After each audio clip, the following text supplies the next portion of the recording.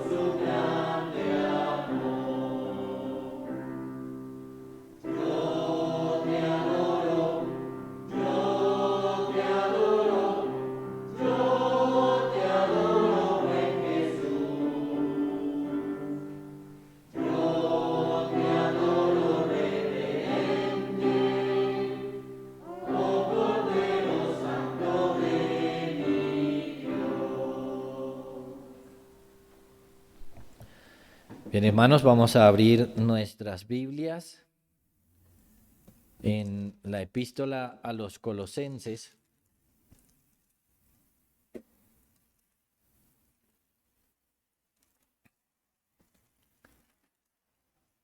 capítulo 2,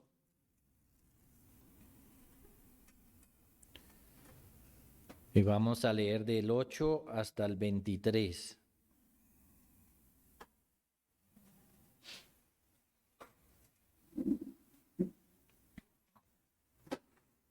Colosenses 2, 8 al 23. Dice así: Mirad que nadie os engañe por medio de filosofías y huecas sutilezas, según las tradiciones de los hombres, conforme a los rudimentos del mundo y no según Cristo, porque en él habita corporalmente toda la plenitud de la deidad, y vosotros estáis completos en él, que es la cabeza de todo principado y potestad.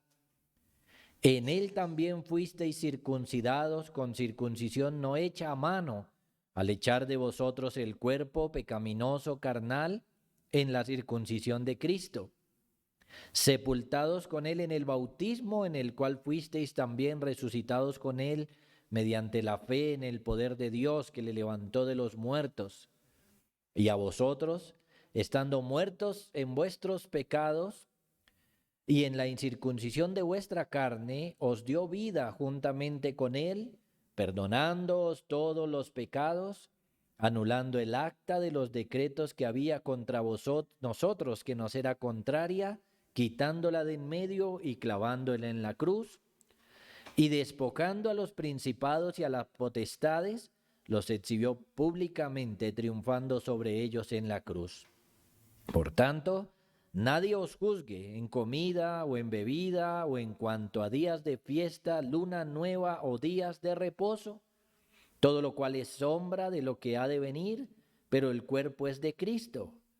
Nadie os prive de vuestro premio afectando humildad y culto a los ángeles, entremetiéndose en lo que no ha visto, vanamente hinchado por su propia mente carnal, y no haciéndose de la cabeza, en virtud de quien todo el cuerpo, nutriéndose y uniéndose por las coyunturas y ligamentos, crece con el crecimiento que da Dios.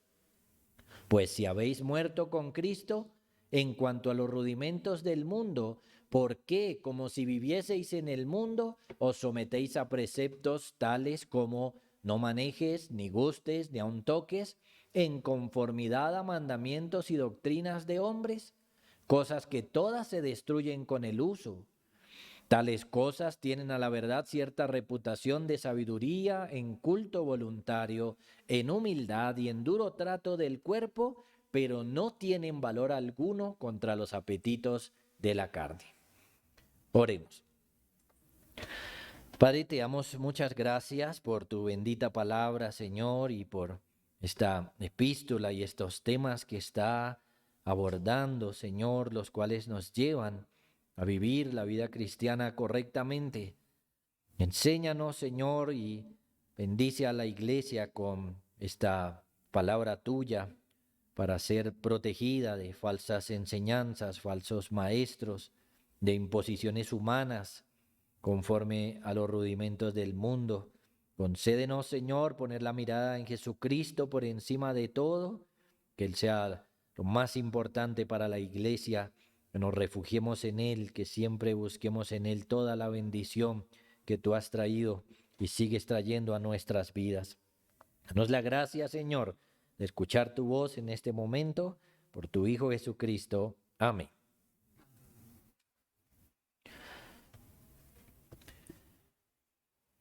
Bien, hermanos, vamos hoy a concentrarnos en los versos 13 al 15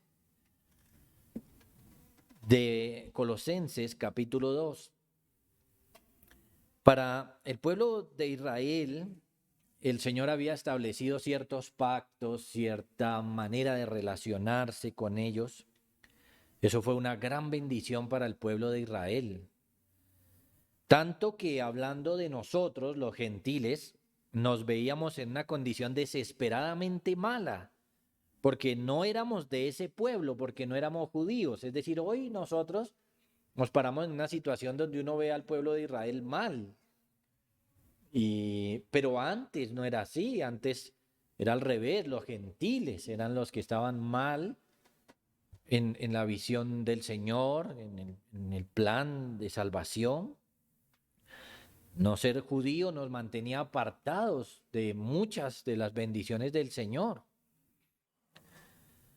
El apóstol Pablo habla de nosotros así, por ejemplo, en aquel tiempo estabais sin Cristo, alejados de la ciudadanía de Israel y ajenos a los pactos de la promesa, sin esperanza y sin Dios en el mundo.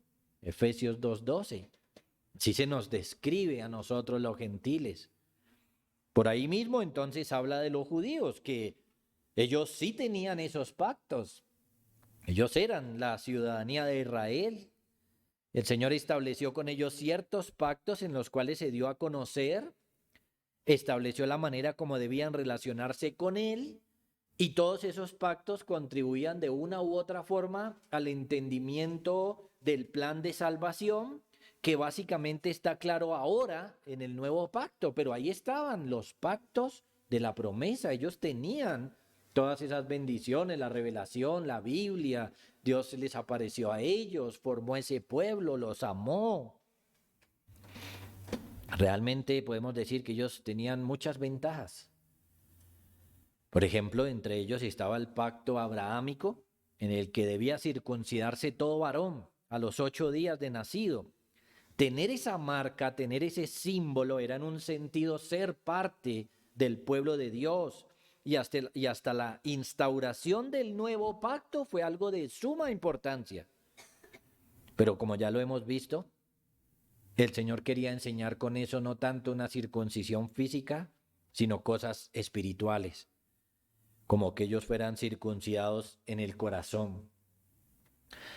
Ahora, en el verso 11 nos dijo: en él también fuisteis circuncidados con circuncisión no hecha a mano, al echar de vosotros el cuerpo pecaminoso carnal en la circuncisión de Cristo. Nosotros, los gentiles, no tenemos la circuncisión física, pero tenemos la realidad.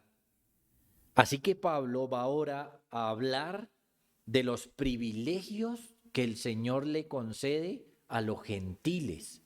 Y ese entonces es nuestro título: privilegios que el Señor le concede a los gentiles.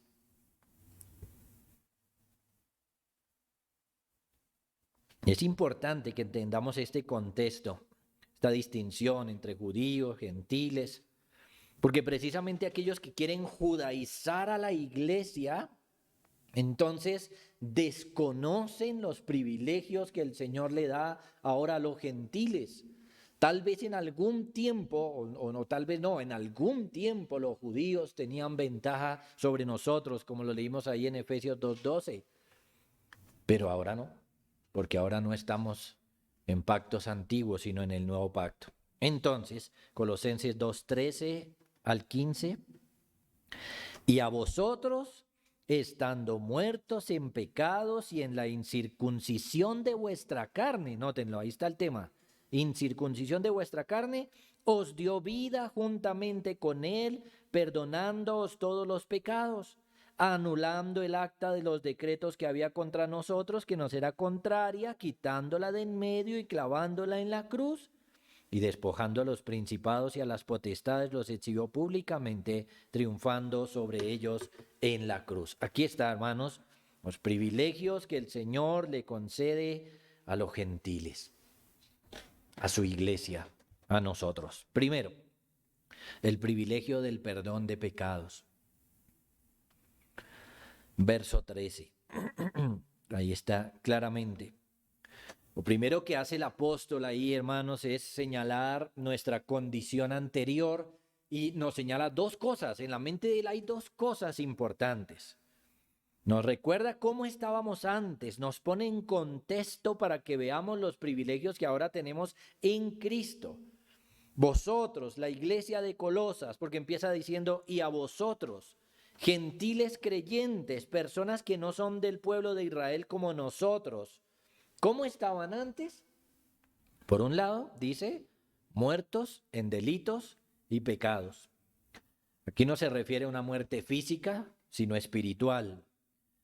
Muertos en delitos y pecados, esto es que un estado de pecado es un estado de muerte espiritual. Es importante entender eso, un estado de pecado es un estado de muerte. Una persona que permanece en pecado, permanece en muerte. Así lo ve Dios, así lo enseña Dios.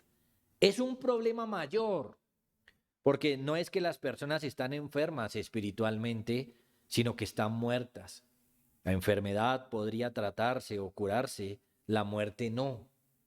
Como dice el puritano, los que están en pecados están muertos en pecado, así como la muerte del cuerpo consiste en su separación del alma, así la muerte del alma consiste en su separación de Dios y del favor de Dios.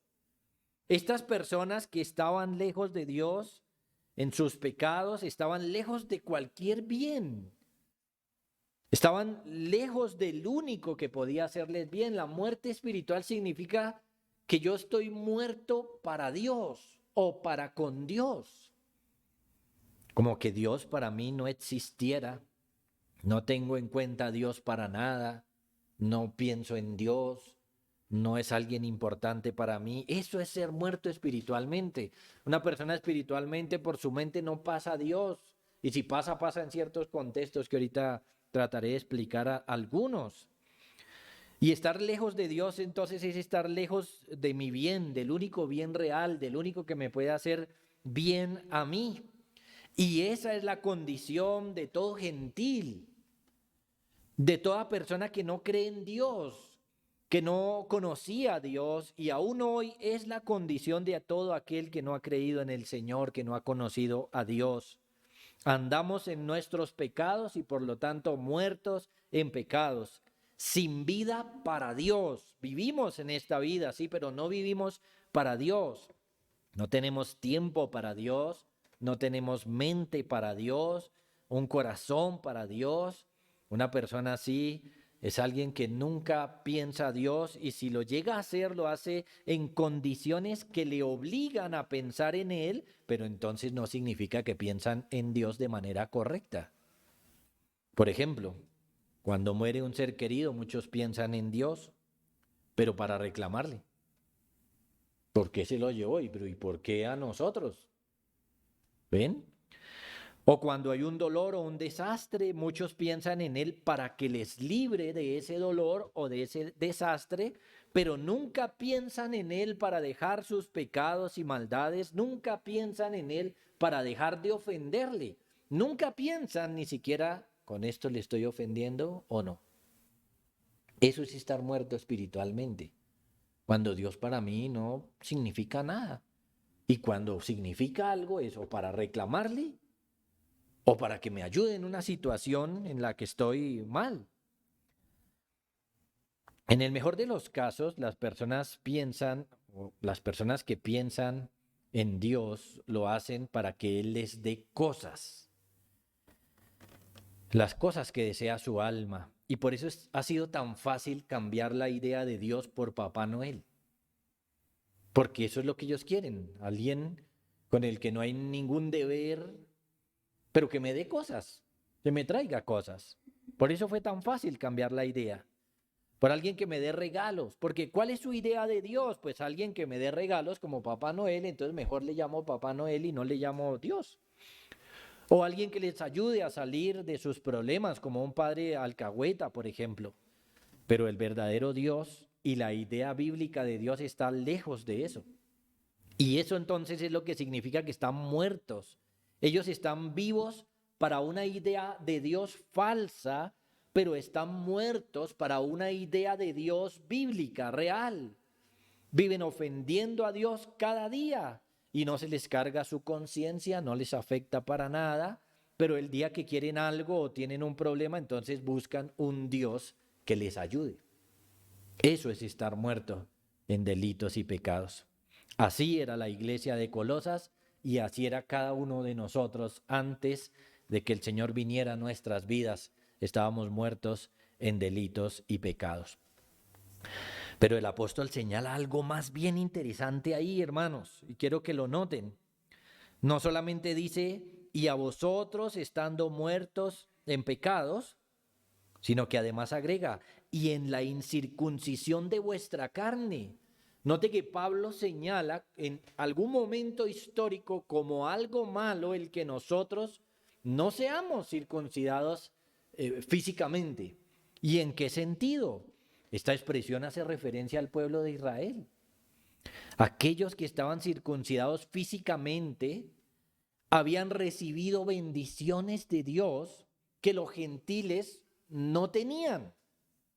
Por ejemplo, tenían la palabra de Dios, habían recibido la instrucción correcta, eran el pueblo escogido de Dios, donde Dios se había revelado, aparecido, manifestado, enviado profetas.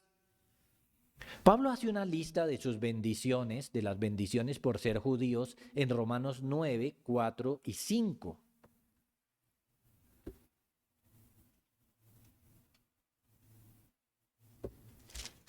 Quiero que tengamos eso en cuenta.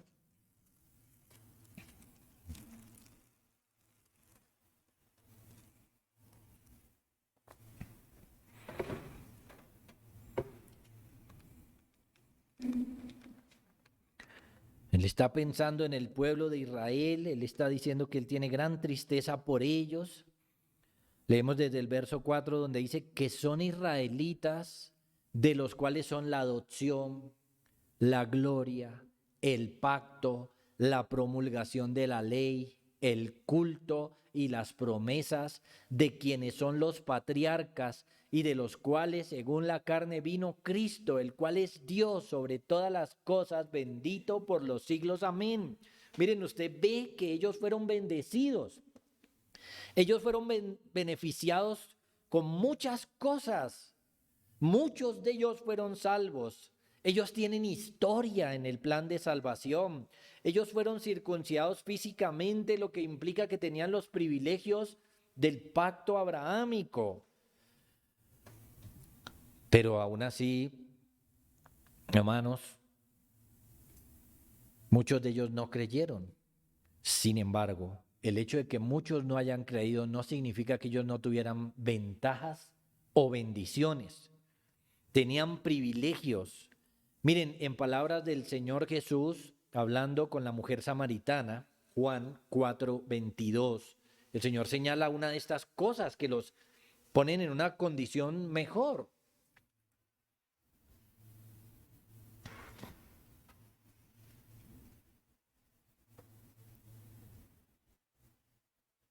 ¿Qué les dice? Está hablando con la mujer samaritana, entonces cuando dice vosotros, está hablando de los samaritanos. Les dice, vosotros adoráis lo que no sabéis. Nosotros, es decir, los judíos, adoramos lo que sabemos porque la salvación viene de los judíos. Mire, dice que los samaritanos son ignorantes en cuanto a Dios. Ellos se habían quedado solamente con el Pentateuco y un Pentateuco así como distorsionado, tanto que tiene un título especial, el Pentateuco samaritano. No tenían el resto de la revelación de Dios. Así que les señala que son ignorantes, que no saben y por lo tanto no saben nada de la verdadera adoración. Pero en cuanto a los judíos, el Señor dice, los judíos no son ignorantes. Nosotros adoramos lo que sabemos. Dios se les reveló, les habló, les explicó, les enseñó. Ellos sabían muy bien de la adoración o podían saber muy bien de la adoración y por eso Pablo en el pasaje que leímos de Romanos dice de quienes son el culto.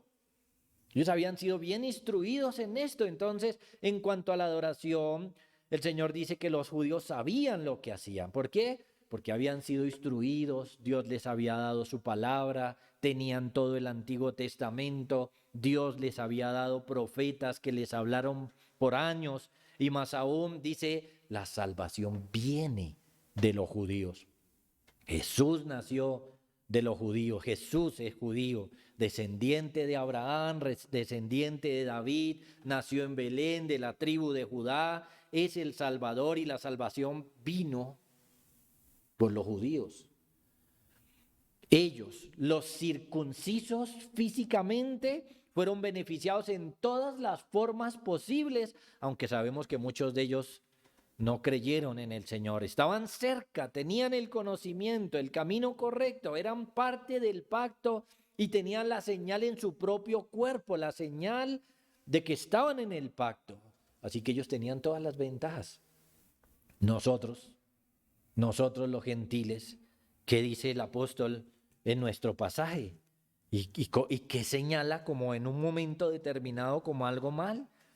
Y a vosotros, estando muertos en pecados y en la incircuncisión de vuestra carne. Esa era nuestra condición, ¿ven? Nosotros los gentiles ni siquiera estábamos cerca, mejor dicho, en otras palabras.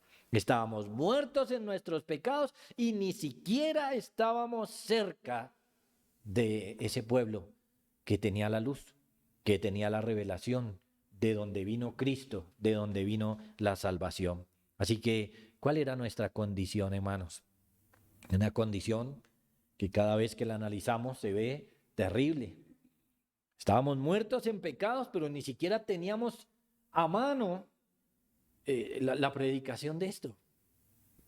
Ni siquiera estábamos cerca del pueblo al cual el Señor encargó la predicación.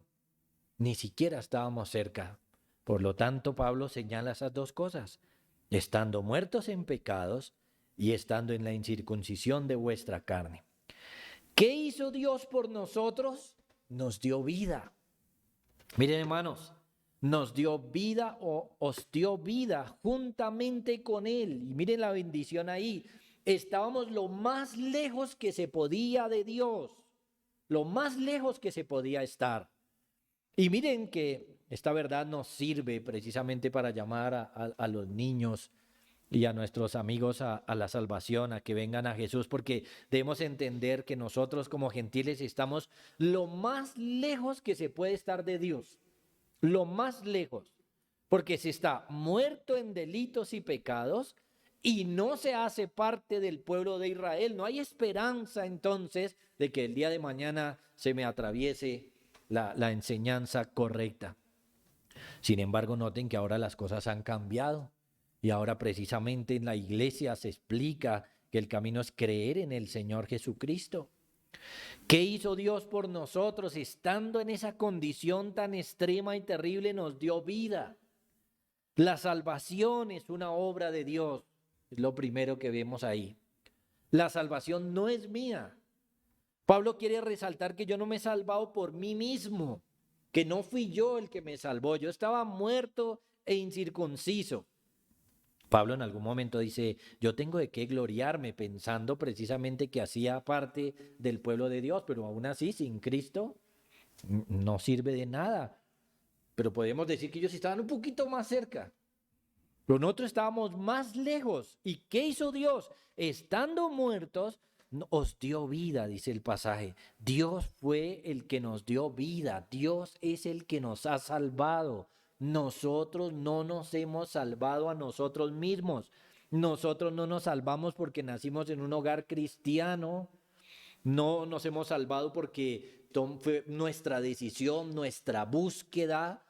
Fue que nosotros quisimos, no fue nuestro deseo, no, fue que Él nos dio vida.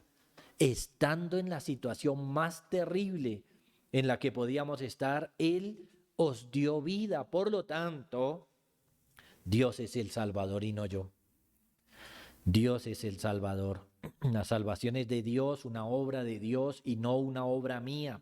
Es verdad que hay cosas que se me manda hacer en el camino de la fe, pero aún así Dios es el Salvador, no el hombre. Nosotros estábamos muertos, es decir, no buscábamos a Dios, no pensábamos en Dios, no vivíamos para Dios de ninguna manera y en esa condición Dios nos dio vida. Miren, hermanos, la compasión del Señor. Nos vio muertos en nuestros pecados y quiso darnos vida. Nos vio lejos de su pueblo, del pueblo que Él había escogido por encima de otros pueblos y nos dio vida. Bendito sea el Señor por eso. Hoy, entonces, por ello le reconocemos, le amamos, le buscamos, le servimos. ¿Por qué? Porque Él nos cambió. Porque cambió nuestra situación, nuestro estado de muerte a vida. Ahora podemos vivir para Él, para el Dios verdadero, cada día de nuestra vida, lo podemos dedicar para Él. Todo esto en unión con Cristo. Todo esto porque Cristo estaba haciendo esta obra por los que venimos ahora a creer en Él. Porque dice, nos dio vida juntamente con Él. Esto significa que es por Cristo que tenemos esta vida. Y es la razón, por Él, por sus méritos, por su valor, por su obra, que Dios nos dio vida a nosotros los creyentes. Por eso en el verso 10, Pablo había dicho, vosotros estáis completos en Él. Y pasa a decirnos entonces cómo hizo esto de darnos vida. Y entonces ahí es donde encontramos el primer privilegio que lo hemos mencionado, que es perdonarnos nuestros pecados. ¿Qué nos dio el Señor? Perdón de todos los pecados. Eso de tener vida espiritualmente se explica o es primeramente el perdón de los pecados. Eso es tener vida espiritual. Así como tener muerte espiritual es estar lejos de Dios, no pensar en Dios, no tener en cuenta a Dios, ofender a Dios, tener vida espiritual inicia aquí con ese perdón. Me ha perdonado. Ahora la relación con Él cambia. No es una relación donde le estoy ofendiendo y Él está ofendido conmigo, sino que ahora Él me ha perdonado. Este beneficio se nos da y se ofrece en el Evangelio, aunque las personas estaban en sus delitos y pecados, aunque no eran del pueblo de Israel, el Señor les ofreció perdón de pecados y le dio efectivamente perdón de pecados, por ejemplo, a la iglesia de Colosas. En cuanto a la iglesia, dice, perdonándoos todos los pecados. Hermanos, analicen ese privilegio. Por un lado, es un perdón gratuito. Noten que no se pidió nada. ¿Cuál es nuestra condición? Muertos en delitos y lejos del pueblo, ¿cierto? ¿Y qué se nos pide ahí? Ahí no se nos pide nada. No se nos pidió ser santos primero y luego nos perdonaría. No. Dice, estando muertos, nos dio vida perdonándoos. Esto es que el Señor nos perdonó sin tener que dar nada para ello. No teníamos méritos, no teníamos privilegios y nos perdonó. Claro, el camino del perdón es el arrepentimiento, ¿no? Por supuesto, el arrepentimiento verdadero, pero Él lo hizo. Nos dio vida llevándonos a esto. Por otro lado, miren que es un perdón completo, hermanos. Miren lo maravilloso. Perdonándoos algunos pecados, ¿sí? Dice el pasaje. Algunos pecadillos. ¿Sí? No, miren lo que dice. Perdonándoos todos los pecados, todos. No unos pocos, todos los pecados nos fueron perdonados. Y vemos aquí la generosidad de Dios para con nosotros y la seguridad de la salvación.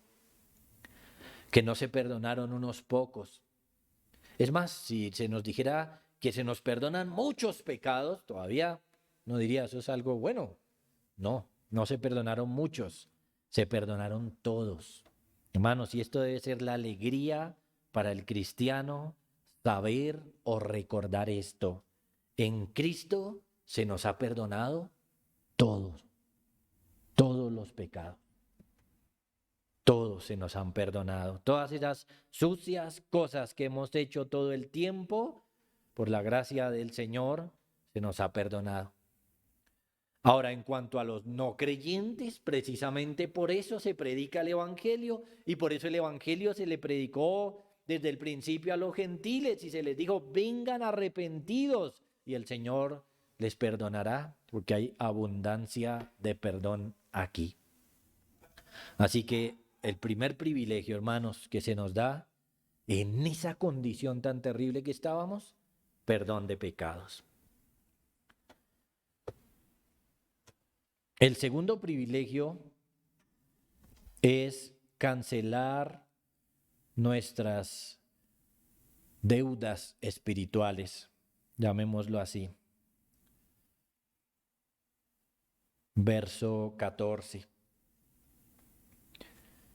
Dice, anulando el acta de los decretos que había contra nosotros, que nos era contraria, quitándola de en medio y clavándola en la cruz. Si analizamos el texto cuidadosamente, la bendición que se da, el título más grande, por llamarlo de alguna forma, es que nos dio vida. Pero luego vienen tres verbos que la manera como están conjugados nos muestra cómo es eso de que nos dio vida. En el verso 13 dice, y a vosotros, estando muertos en pecados y en la incircuncisión de vuestra carne, os dio vida juntamente con él. Esa es la bendición gloriosa. Pero luego nos explica cómo es eso, cómo se logró eso y cuáles son los privilegios que se nos dieron para tener esa vida. Y entonces usted nota estos verbos, por ejemplo, perdonándoos, verso 14, anulando, y verso 15, despojando. Así que el segundo privilegio que tenemos aquí es que el Señor canceló nuestras deudas espirituales, con lo cual nos ha dado vida, anulando el acta de los decretos que había contra nosotros, que nos era contraria, quitándola de en medio y clavándola en la cruz. Para hacernos entender esta cancelación de deudas u obligaciones se usan dos figuras. La palabra acta aquí, acta, hace referencia a un documento que se registraba o donde se registraban las deudas de una persona. Era un escrito en el que el deudor reconocía su deuda y normalmente lo hacía con su propia mano, como para que quedara su letra. Había una costumbre de que uno era el que escribía. Si yo le debía a usted una plata, yo decía, le debo tanto. Y ahí estaba este documento, era un documento oficial, era un documento legal. Y eso lo vemos ilustrado en otros pasajes de la Escritura. Por ejemplo, Lucas 16, 5 y 6.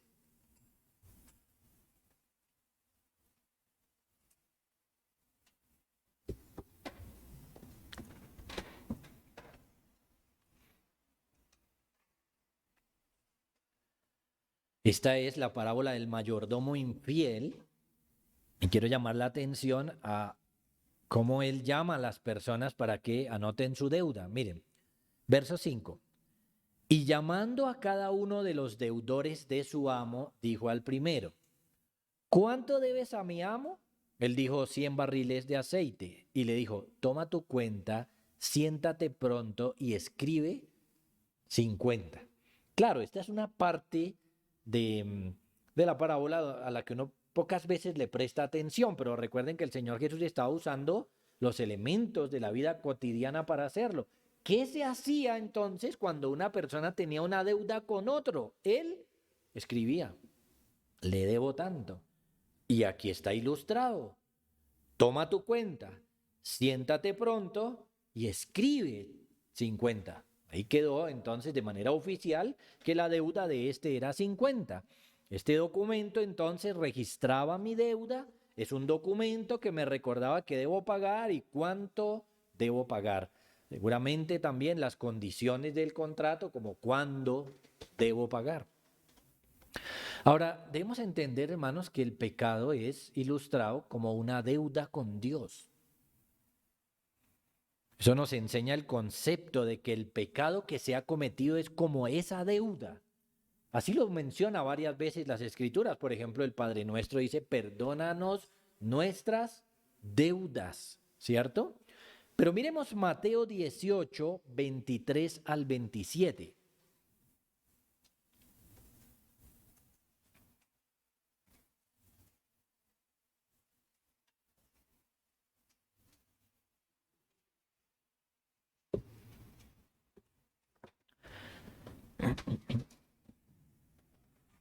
Mateo 18, 23 dice así, pónganle cuidado.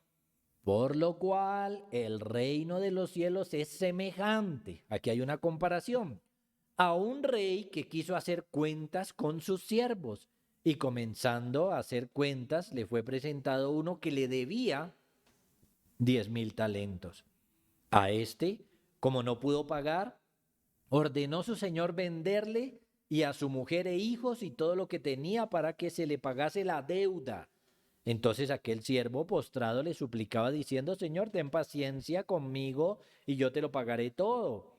El señor de aquel siervo, movido a misericordia, le soltó y le perdonó la deuda. Ahora, noten, se nos habla de una deuda literal, una deuda que tenía este siervo con su señor, una deuda de 10,000 talentos, una deuda que no podía pagar y que debía pagar. Y entonces hay unas situaciones ahí, de acuerdo a la cultura y su tiempo, como venderle, que podría solucionar un poco el tema de la deuda. Pero ¿qué se nos dice al principio? El reino de los cielos es semejante. Así que el pecado que cometemos cada día, hermanos, es comparado con una deuda enorme que no podemos pagar, que no podemos pagarle al Señor de ninguna manera. Es una deuda que hemos adquirido por violar la ley de Dios y es una deuda que resulta imposible de pagar por nosotros mismos. No lo podemos hacer. La segunda figura que aparece aquí, el pecado había hecho que nosotros tuviéramos un prontuario en el cielo.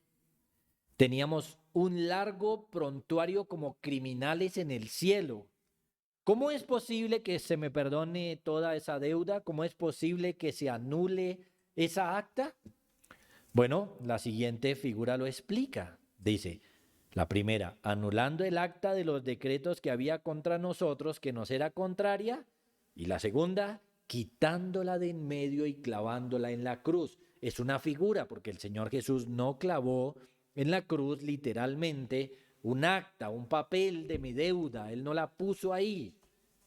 Así que es una figura. ¿Qué es o qué está implicando esto? El hecho de que Cristo mismo pagó por ella en la cruz. La cruz es el lugar donde el Señor Jesús pagó por todos los pecados cometidos por nosotros, hermanos, por los suyos, cometidos por los que Él estaba representando. Nosotros obtenemos el perdón de pecados gratis, pero hay alguien quien pagó esa deuda y fue el Señor Jesús, su sacrificio. Fue un sacrificio vicario, es decir, sustitutorio. Él sustituyó a otros cuando estaba en la cruz. De manera que la figura es que aquí Cristo toma esa acta de nuestras deudas y que nos era contraria, por supuesto, y Él la clava en la cruz. ¿Por qué? Porque ahí fue pagada la deuda que nosotros teníamos con Dios. Él la pagó.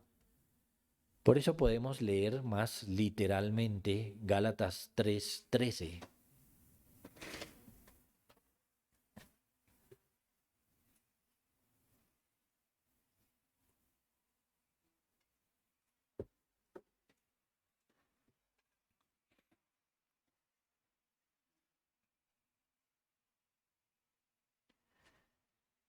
Cristo nos redimió de la maldición de la ley, hecho por nosotros maldición, porque está escrito, maldito todo el que es colgado en un madero.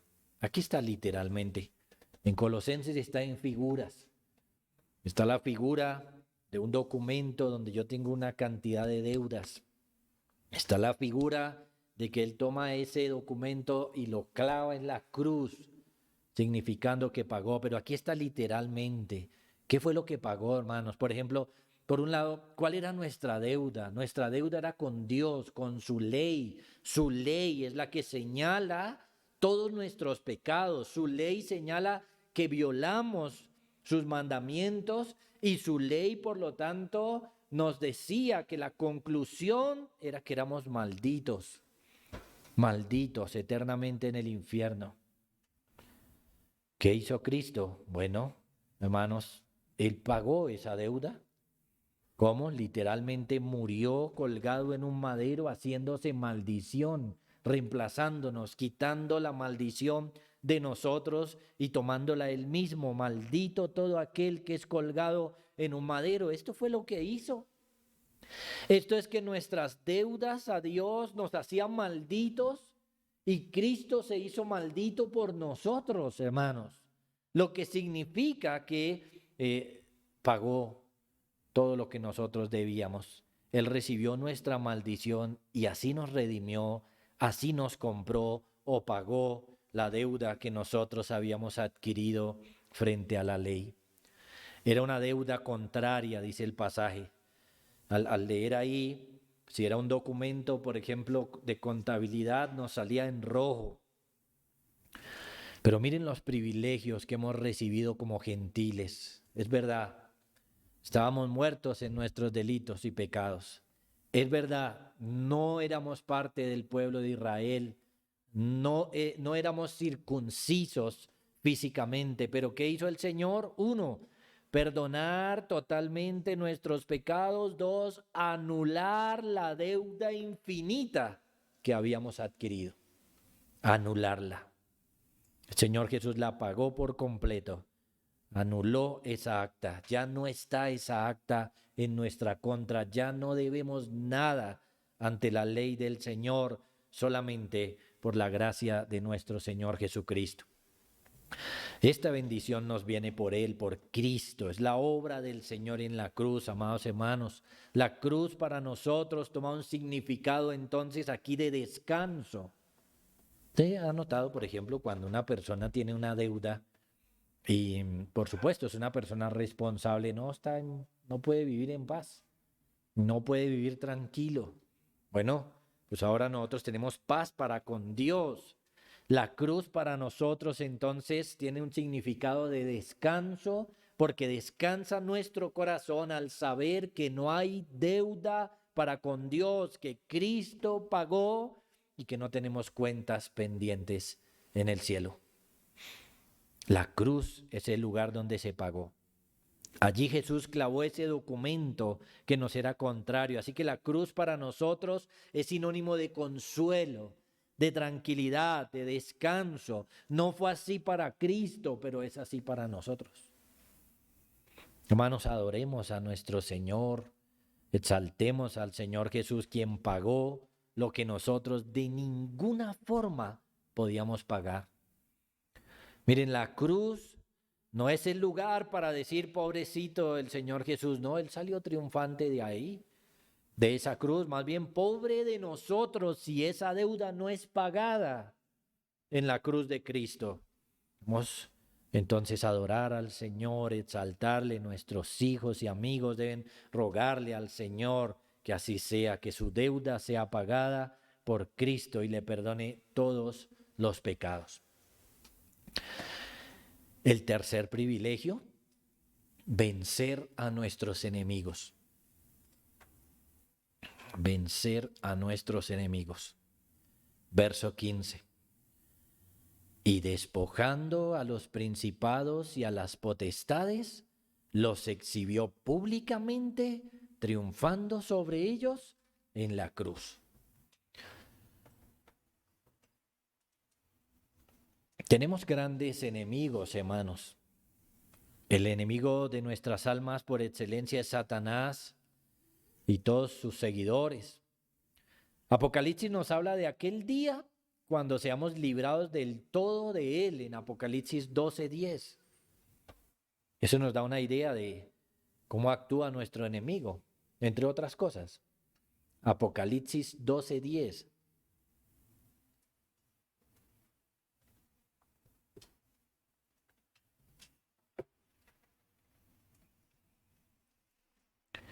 Escribe el apóstol Juan: entonces oí una gran voz en el cielo que decía: ahora ha venido la salvación, el poder y el reino de nuestro Dios y la autoridad de su Cristo, porque ha sido lanzado fuera el acusador de nuestros hermanos, el que los acusaba delante de nuestro Dios día y noche. Miren, hermanos, el enemigo de nuestras almas es un enemigo poderoso. Nosotros somos pequeños al lado de él. Es un enemigo que pone trampas, que nos incita a caer, que utiliza el hecho de que el pecado está en nosotros, nos engaña y luego nos acusa. O sea que es un enemigo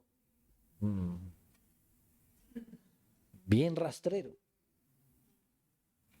Sí, una de las peores cosas que le pueden pasar a uno es que uno lo inviten a algo y después lo acusan a uno.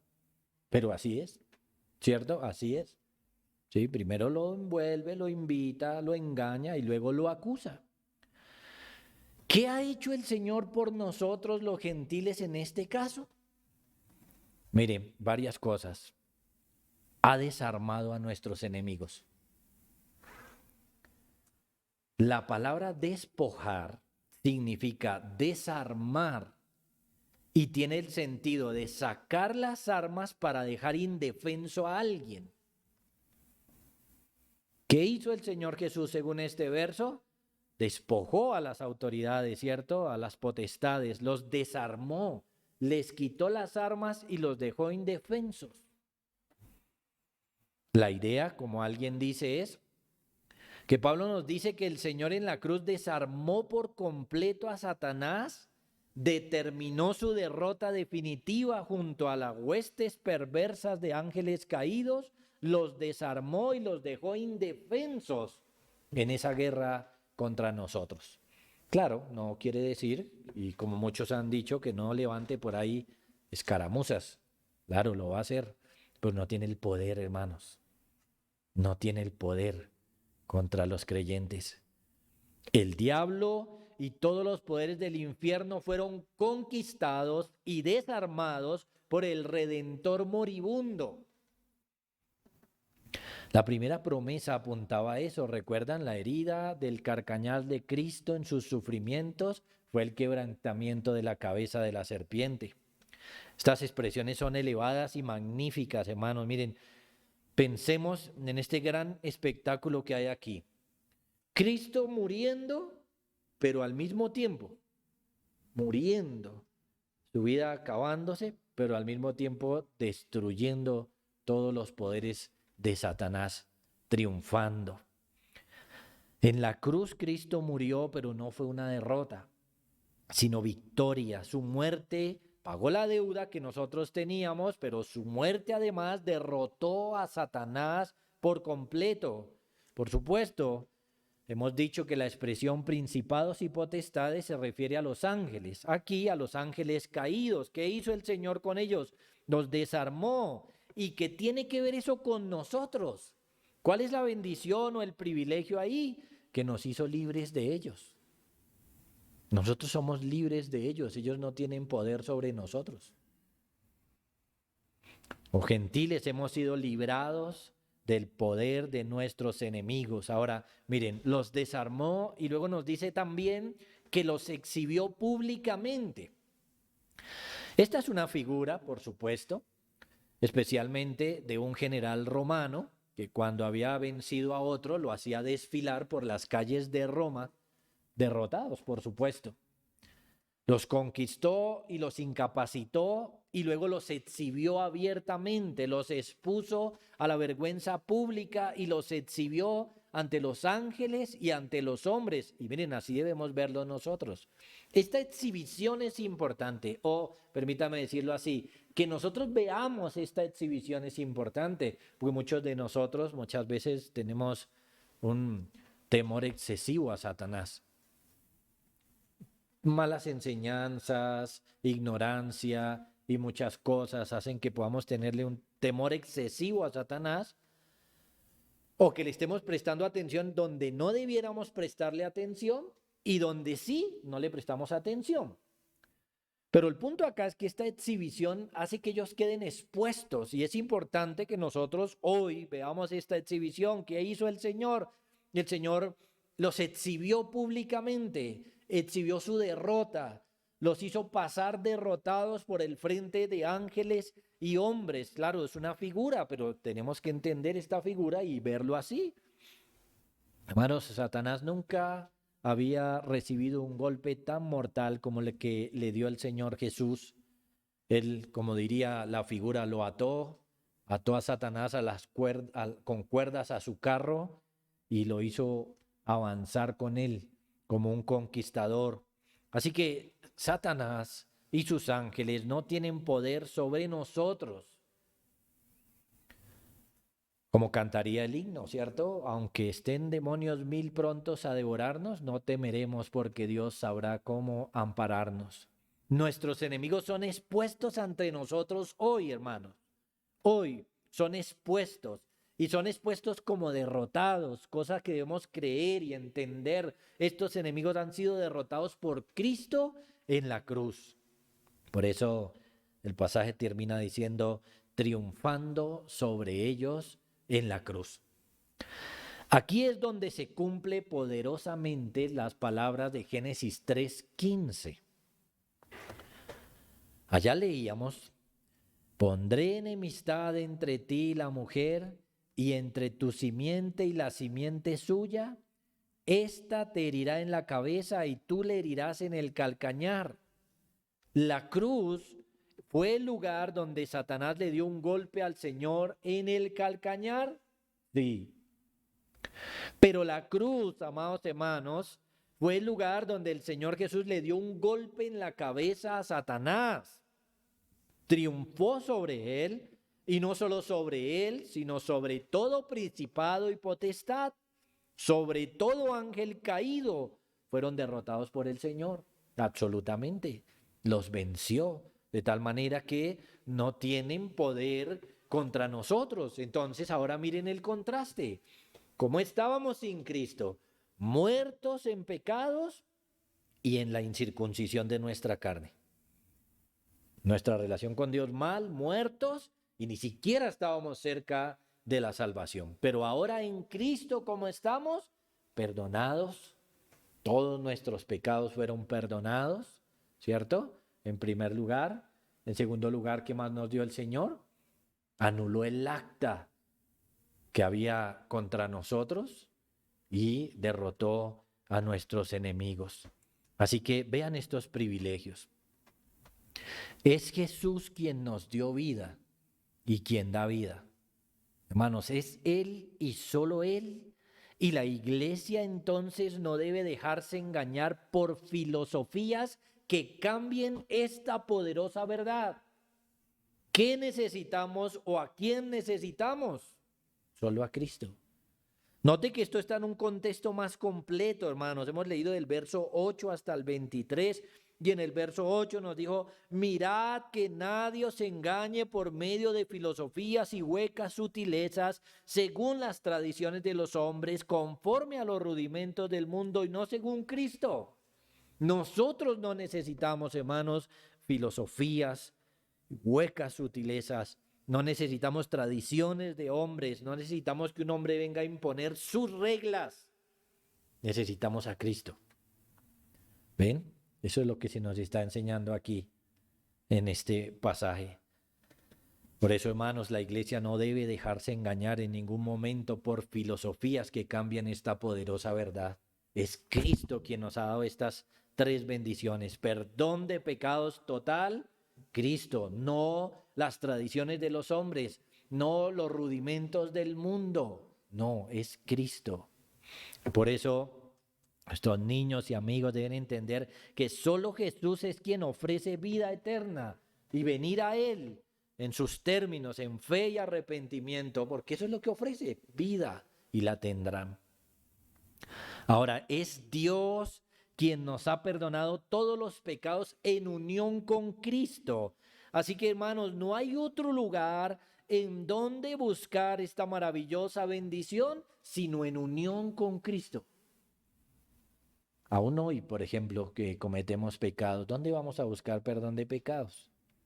Y de pronto sale alguien por ahí y nos dice, venga, yo tengo el secreto. Y vienen con una filosofía o una hueca sutileza y nos dicen, de pronto lo que usted necesita es circuncidarse. De pronto lo que usted necesita es guardar las fiestas judías o cualquier otra cosa que hay por acá. O empiezan a decir, no haga esto, no haga aquello, como si eso realmente tuviera poder contra el pecado. No, no, hermanos. Nosotros nunca pudimos salvarnos de nuestros propios pecados como lo vimos. Fue Dios quien, por su voluntad, gratis, perdonó todos nuestros pecados en unión con Cristo. Es Jesús quien ha anulado el acta que había contra nosotros por su obra en la cruz, hermanos. No obtenemos esta libertad si Él no paga por nosotros. Era una deuda insalvable para nosotros, pero Él la pagó en la cruz y por lo tanto es a Cristo al único que le debemos, hermanos, nuestra vida, nuestra paz, nuestra tranquilidad, nuestro consuelo. Solamente a Cristo. No existe ningún hombre, ninguna filosofía, ninguna idea que nos haya librado de esta deuda tan grande. Por lo tanto, hay que buscarla en Él, solo en Cristo. Es Jesús quien derrotó a Satanás y sus huestes que se esfuerzan cada día para llevar a los pecadores al infierno y hacer caer a los hermanos. Hermanos, nosotros podemos y debemos descansar en Jesús porque Él los venció en la cruz y los exhibió como derrotados. Por tanto, nosotros en nuestras luchas con las escaramuzas que se levantan contra el diablo, debemos ir ¿a quién? A Jesús. Jesús es el todo para nosotros. Jesús es el todo para la iglesia. Y miren, nuestros niños y amigos, sí, sin Jesús, sí están expuestos a Satanás y a sus huestes. Solo Jesús libra de un enemigo tan terrible. Pero miren, amados hermanos, esta es una aplicación o exposición o explicación de que en Cristo estamos completos. Solo necesitamos al Señor, su palabra, lo que Él dice, ponerle cuidado a Él. En el contexto de la iglesia, muchos tratarán de engañarnos, hermanos. Eso se nos dice por todo lado, es lo que estaba pasando en la iglesia de Colosas. Mirad que nadie os engañe. Oremos. Padre, te damos muchas gracias por tu bendita palabra, Señor, y por mostrarnos esta obra tan completa de nuestro Señor Jesucristo. Gracias, Señor, por darnos vida, estando en esa condición tan terrible en la que nos encontrábamos. Gracias por el perdón de pecados, por cancelar nuestra deuda, por librarnos de nuestros enemigos, Señor. Gracias. Fortalece nuestras almas, Señor, con estas palabras. Danos ánimo para seguir en nuestra lucha. Un ánimo, Señor, donde sabemos que la victoria es nuestra, que Cristo la ha logrado, que podemos trasegar por la vida cristiana victoriosos y sabemos, como diría el apóstol Pablo, que vamos de gloria en gloria. Bendice a toda tu iglesia con estas palabras, Señor, que fortalezcan nuestras manos, nuestras rodillas y podamos seguir adorándote, luchando, buscándote, sirviéndote, Señor, sabiendo que tú nos has dado la victoria en todas las áreas que la necesitábamos. Gracias, Señor, por tu Hijo Jesucristo oramos. Amén. Dios los bendiga, amados hermanos.